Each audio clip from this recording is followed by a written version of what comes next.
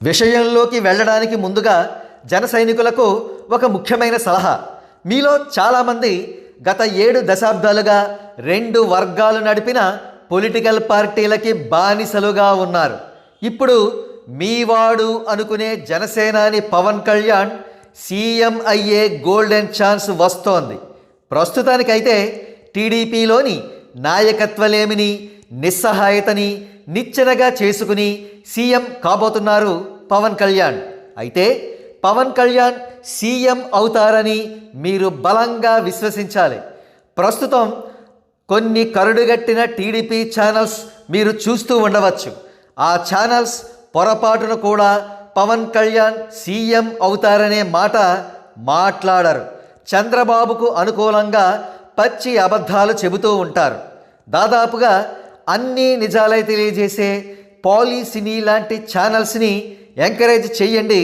ఇదే పాలిసినీ అమాయకులైన జన సైనికులకు ఇచ్చే సలహా. ఇక విషయానికి వద్దాం. చంద్రబాబు నాయుడు జైలులో ఉండగా పవన్ కళ్యాణ్ ఆయనను పరామర్శించిన విషయం గుర్తుందిగా. పొత్తులో భాగంగా పవన్ కళ్యాణ్ను 2 సంవత్సరాల పాటు మొట్టమొదటి సీఎం చేయడానికి చంద్రబాబు అంగీకరించిన తర్వాతే పవన్ కళ్యాణ్ బహిరంగంగా పొత్తు ప్రకటన చేశారు. తదనంతరం ఒకానొక బహిరంగ సభలో నారా లోకేష్ మాట్లాడుతూ పవన్ కళ్యాణ్ నాయకత్వం వర్ధిల్లాలి అన్న స్లోగన్ వినిపించిన విషయం కూడా మీకు గుర్తుండే ఉంటుంది. ఇకపోతే డిసెంబర్ 17వ తేదీ రాత్రి చంద్రబాబే స్వయంగా పవన్ కళ్యాణ్ ఇంటికి వెళ్ళి 2.5 గంటల పాటు చర్చలు జరిపిన విషయం తెలిసిందే. పాలిసినీకి అత్యంత విశ్వసనీయంగా తెలిసిన సమాచారం, పవన్ కళ్యాణ్ తక్కువలో తక్కువగా మొదటి సంవత్సరం పాటు సీఎంగా ఉండడానికి, తదుపరి సాధించే సీట్లను బట్టి దాదాపు 2.5 సంవత్సరాల వరకు సీఎంగా ఉండడానికి చంద్రబాబు నాయుడు అంగీకరించారు. అయితే ఇదే విషయాన్ని బహిరంగంగా ప్రకటించే సాహసం ప్రస్తుతానికి టీడీపీ చెయ్యదు.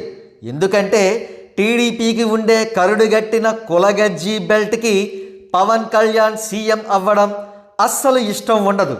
వారే గనక ఇప్పుడు సీన్లోకి ఎంటర్ అయితే టీడీపీ కర్మ కాలిపోతుంది, పార్టీ భూస్థాపితం అయిపోతుంది.